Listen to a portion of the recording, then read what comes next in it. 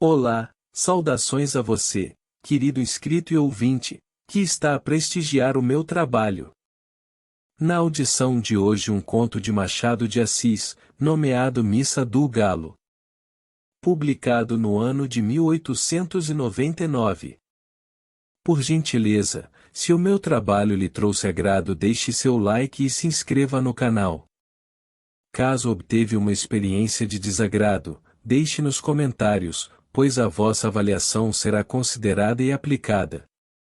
Desde já, agradeço pela preferência e desejo-lhe uma excelente audição. Missa do Galo. Nunca pude entender a conversação que tive com uma senhora, há muitos anos, contava eu 17, ela 30. Era noite de Natal. Havendo ajustado com um vizinho irmos à missa do Galo, preferi não dormir, combinei que eu iria acordá-lo à meia-noite. A casa em que eu estava hospedado era do escrivão Menezes, que fora casado, em primeiras núpcias, com uma de minhas primas, a segunda mulher, Conceição, e a mãe desta acolheram-me bem quando vim de Mangaratiba para o Rio de Janeiro, meses antes, a estudar preparatórios. Vivia tranquilo, naquela casa sobradada da Rua do Senado, com os meus livros, poucas relações, alguns passeios. A família era pequena, o escrivão, a mulher, a sogra e 2 escravas. Costumes velhos. Às 10 horas da noite toda a gente estava nos quartos, às 10:30 a casa dormia. Nunca tinha ido ao teatro, e mais de uma vez, ouvindo dizer ao Menezes que ia ao teatro, pedi-lhe que me levasse consigo. Nessas ocasiões, a sogra fazia uma careta, e as escravas riam à socapa, ele não respondia, vestia-se, saía e só tornava na manhã seguinte. Mais tarde é que eu soube que o teatro era um eufemismo em ação. Menezes trazia amores com uma senhora, separada do marido, e dormia fora de casa uma vez por semana. Conceição padecera, a princípio, com a existência da comborça, mas afinal, resignara-se, acostumara-se, e acabou achando que era muito direito. Boa Conceição. Chamavam-lhe a santa, e fazia jus ao título, tão facilmente suportava os esquecimentos do marido. Em verdade, era um temperamento moderado, sem extremos, nem grandes lágrimas, nem grandes risos. No capítulo de que trato, dava para Maometana ou aceitaria um harém, com as aparências salvas. Deus me perdoe, se a julgo mal. Tudo nela era atenuado e passivo. O próprio rosto era mediano, nem bonito nem feio. Era o que chamamos uma pessoa simpática. Não dizia mal de ninguém, perdoava tudo.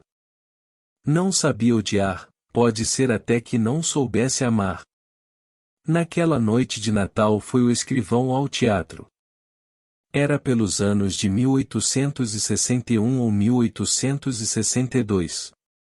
Eu já devia estar em Mangaratiba, em férias, mas fiquei até o Natal para ver a missa do Galo na corte. A família recolheu-se à hora do costume, e eu meti-me na sala da frente, vestido e pronto. Dali passaria ao corredor da entrada e sairia sem acordar ninguém. Tinha 3 chaves à porta, uma estava com o escrivão, eu levaria outra, a terceira ficava em casa. Mas, Sr. Nogueira, que fará você todo esse tempo? Perguntou-me a mãe de Conceição. Leio, Dona Inácia. Tinha comigo um romance, Os 3 Mosqueteiros, velha tradução creio do Jornal do Comércio. Sentei-me à mesa que havia no centro da sala, e à luz de um candeeiro de querosene, enquanto a casa dormia, trepei ainda uma vez ao cavalo magro de D'Artagnan e fui-me às aventuras. Dentro em pouco estava completamente ébrio de Dumas. Os minutos voavam, ao contrário do que costumam fazer, quando são de espera, ouvi bater 11 horas, mas quase sem dar por elas, um acaso. Entretanto, um pequeno rumor que ouvi dentro veio acordar-me da leitura. Eram uns passos no corredor que ia da sala de visitas à de jantar. Levantei a cabeça, logo depois vi assomar à porta da sala o vulto de Conceição. Ainda não foi? Perguntou ela. Não fui, parece que ainda não é meia-noite. Que paciência! Conceição entrou na sala, arrastando as chinelinhas da alcova. Vestia um roupão branco, mal apanhado na cintura. Sendo magra, tinha um ar de visão romântica, não disparatada com o meu livro de aventuras. Fechei o livro, ela foi sentar-se na cadeira que ficava defronte de mim, perto do canapé. Como eu lhe perguntasse se a havia acordado, sem querer, fazendo barulho, respondeu com presteza, e não. Qual? Acordei por acordar. Fitei-a um pouco e duvidei da afirmativa. Os olhos não eram de pessoa que acabasse de dormir, pareciam não ter ainda pegado no sono. Essa observação, porém, que valeria alguma coisa em outro espírito, depressa a botei fora, sem advertir que talvez não dormisse justamente por minha causa, e mentisse para me não afligir ou aborrecer. Já disse que ela era boa, muito boa. Mas a hora já há de estar próxima, disse eu. Que paciência a sua de esperar acordado, enquanto o vizinho dorme. E esperar sozinho. Não tem medo de almas do outro mundo? Eu cuidei que se assustasse quando me viu. Quando ouvi os passos estranhei, mas a senhora apareceu logo. Que é que estava lendo? Não diga, já sei, é o romance dos mosqueteiros. Justamente, é muito bonito. Gosta de romances? Gosto. Já leu A Moreninha? Do Dr. Macedo? Tenho lá em Mangaratiba. Eu gosto muito de romances, mas leio pouco, por falta de tempo. Que romances é que você tem lido? Comecei a dizer-lhe os nomes de alguns. Conceição ouvia-me com a cabeça reclinada no espaldar, enfiando os olhos por entre as pálpebras meio cerradas, sem os tirar de mim. De vez em quando passava a língua pelos beiços, para umedecê-los. Quando acabei de falar, não me disse nada, ficamos assim alguns segundos. Em seguida, vi endireitar a cabeça, cruzar os dedos e sobre eles pousar o queixo, tendo os cotovelos nos braços da cadeira, tudo sem desviar de mim os grandes olhos espertos. Talvez esteja aborrecida, pensei eu. E logo alto, Dona Conceição, creio que vão sendo horas, e eu, não, ainda é cedo. Vi agora mesmo o relógio, são 11h30. Tem tempo. Você, perdendo a noite, é capaz de não dormir de dia? Já tenho feito isso. Eu, não, perdendo uma noite, no outro dia estou que não posso, e, meia hora que seja, hei de passar pelo sono. Mas também estou ficando velha. Que velha o quê, Dona Conceição? Tal foi o calor da minha palavra que a fez sorrir. De costume tinha os gestos demorados e as atitudes tranquilas, agora, porém, ergueu-se rapidamente, passou para o outro lado da sala e deu alguns passos, entre a janela da rua e a porta do gabinete do marido. Assim, com o desalinho honesto que trazia, dava-me uma impressão singular. Magra embora, tinha não sei que balanço no andar, como quem lhe custa levar o corpo, essa feição nunca me pareceu tão distinta como naquela noite. Parava algumas vezes, examinando um trecho de cortina ou consertando a posição de algum objeto no aparador, ou afinal deteve-se, ante mim, com a mesa de permeio. Estreito era o círculo das suas ideias, tornou ao espanto de me ver esperar acordado, e eu repeti-lhe o que ela sabia, isto é, que nunca ouvirá missa do galo na corte, e não queria perdê-la. É a mesma missa da roça, todas as missas se parecem. Acredito, mas aqui há de haver mais luxo e mais gente também. Olhe, a Semana Santa na corte é mais bonita que na roça. São João não digo, nem Santo Antônio. Pouco a pouco, tinha-se reclinado, fincar os cotovelos no mármore da mesa e meter o rosto entre as mãos espalmadas. Não estando abotoadas as mangas, caíram naturalmente, e eu vi-lhe metade dos braços, muito claros, e menos magros do que se poderiam supor. A vista não era nova para mim, posto também não fosse comum, ou naquele momento, porém, a impressão que tive foi grande. As veias eram tão azuis, que apesar da pouca claridade, podia, contá-las do meu lugar. A presença de Conceição espertara-me ainda mais que o livro.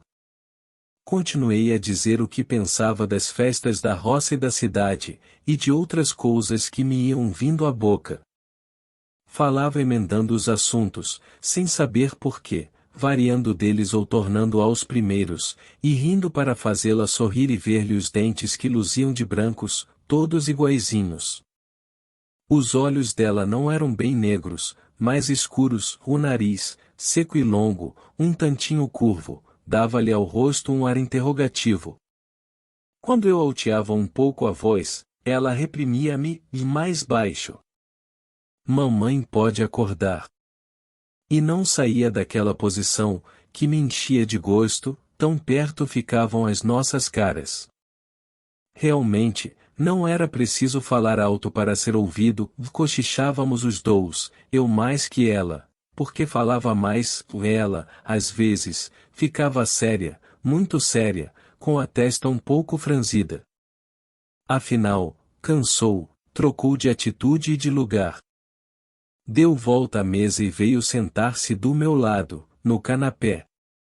Voltei-me e pude ver, a furto, o bico das chinelas, mas foi só o tempo que ela gastou em sentar-se, o roupão era comprido e cobriu-as logo. Recordo-me que eram pretas. Conceição disse baixinho, mamãe está longe, mas tem o sono muito leve, se acordasse agora, coitada, tão cedo não pegava no sono. Eu também sou assim. O quê? Perguntou ela inclinando o corpo, para ouvir melhor. Fui sentar-me na cadeira que ficava ao lado do canapé e repeti-lhe a palavra. Riu-se da coincidência, também ela tinha o sono leve, éramos 3 sonos leves. Há ocasiões em que sou como mamãe, acordando, custa-me dormir outra vez, rolo na cama, à toa, levanto-me, acendo vela, passeio, torno a deitar-me e nada. Foi o que lhe aconteceu hoje. Não, não, atalhou ela. Não entendi a negativa, ela pode ser que também não a entendesse. Pegou das pontas do cinto e bateu com elas sobre os joelhos, isto é, o joelho direito, porque acabava de cruzar as pernas. Depois referiu uma história de sonhos, e afirmou-me que só tivera um pesadelo, em criança. Quis saber se eu os tinha. A conversa reatou-se assim lentamente, longamente, sem que eu desse pela hora nem pela missa. Quando eu acabava uma narração ou uma explicação, ela inventava outra pergunta ou outra matéria e eu pegava novamente na palavra. De quando em quando, reprimia-me, mais baixo, mais baixo. Havia também umas pausas. 2 outras vezes, pareceu-me que havia dormir, mas os olhos, cerrados por um instante, abriam-se logo sem sono nem fadiga, como se ela os houvesse fechado para ver melhor. Uma dessas vezes creio que deu por mim embebido na sua pessoa, e lembra-me que os tornou a fechar, não sei se apressada ou vagarosamente. Há impressões dessa noite, que me aparecem truncadas ou confusas. Contradigo-me, atrapalho-me. Uma das que ainda tenho frescas é que em certa ocasião, ela, que era apenas simpática, ficou linda, ficou lindíssima. Estava de pé, os braços cruzados, e eu, em respeito a ela, Quis levantar-me, ou não consentiu, pôs uma das mãos no meu ombro, e obrigou-me a estar sentado. Cuidei que ia dizer alguma coisa, mas estremeceu, como se tivesse um arrepio de frio, voltou as costas e foi sentar-se na cadeira, onde me achará lendo. Dali relanceou a vista pelo espelho, que ficava por cima do canapé, falou de duas gravuras que pendiam da parede. Estes quadros estão ficando velhos. Já pedi a Chiquinho para comprar outros. Chiquinho era o marido. Os quadros falavam do principal negócio deste homem. Um representava o Cleópatra, ou não me recordo o assunto do outro, mas eram mulheres. Vulgares ambos, naquele tempo não me pareciam feios. São bonitos, disse eu. Bonitos são, mas estão manchados.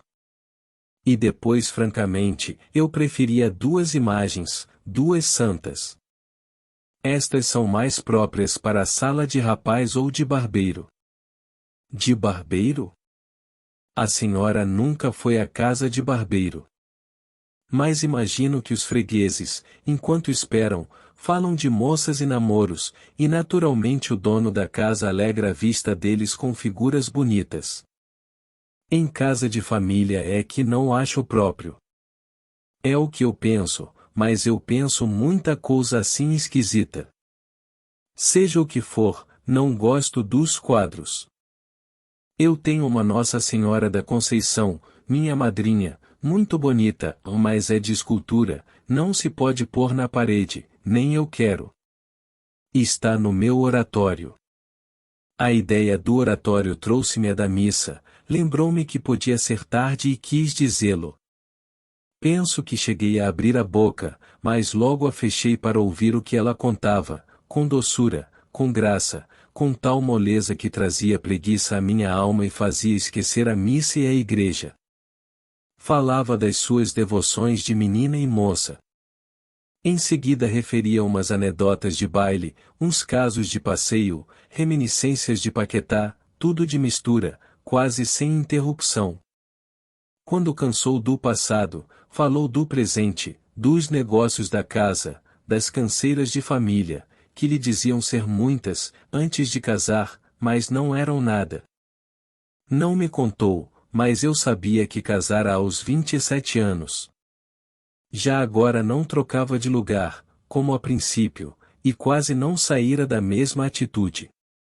Não tinha os grandes olhos compridos, e entrou a olhar à toa para as paredes. Precisamos mudar o papel da sala, disse daí a pouco, como se falasse consigo. Concordei, para dizer alguma coisa, para sair da espécie de sono magnético, ou o que quer que era que me tolhia a língua e os sentidos. Queria e não queria acabar a conversação ou fazia esforço para arredar os olhos dela, e arredava-os por um sentimento de respeito, ou mais a ideia de parecer que era aborrecimento, quando não era, levava-me os olhos outra vez para Conceição. A conversa ia morrendo. Na rua, o silêncio era completo. Chegamos a ficar por algum tempo, não posso dizer quanto, inteiramente calados. O rumor único e escasso, era um roer de camundongo no gabinete, que me acordou daquela espécie de sonolência, quis falar dele, mas não achei modo. Conceição parecia estar devaneando. Subitamente, ouvi uma pancada na janela, do lado de fora, e uma voz que bradava, Missa do Galo. Missa do Galo, aí está o companheiro, disse ela levantando-se. Tem graça, você é que ficou de ir acordá-lo, ele é que vem acordar você. Vá, que hão de ser horas, adeus. Já serão horas? Perguntei. Naturalmente, missa do galo. Repetiram de fora, batendo. Vá, vá, não se faça esperar. A culpa foi minha. Adeus até amanhã. E com o mesmo balanço do corpo, Conceição enfiou pelo corredor dentro, pisando mansinho. Saí à rua e achei o vizinho que esperava. Guiamos dali para a igreja. Durante a missa, a figura de Conceição interpôs-se mais de uma vez, entre mim e o padre, e fique isto a conta dos meus 17 anos. Na manhã seguinte, ao almoço falei da missa do Galo e da gente que estava na igreja sem excitar a curiosidade de Conceição. Durante o dia, achei-a como sempre, natural, benigna, sem nada que fizesse lembrar a conversação da véspera. Pelo ano bom fui para Mangaratiba. Quando tornei ao Rio de Janeiro em março, o escrivão tinha morrido de apoplexia. Conceição morava no Engenho Novo, mas nem a visitei nem a encontrei. Ouvi mais tarde que casara com o escrevente juramentado do marido. Fim. Esta foi a obra narrada deste vídeo. Uma vez mais, agradeço pela preferência. Caso lhe tenha agradado, curta, se inscreva e compartilhe. Se algo não lhe agradou, escreva nos comentários pois a sugestão será aplicada. Um grande abraço a você, querido inscrito e ouvinte. Até a próxima!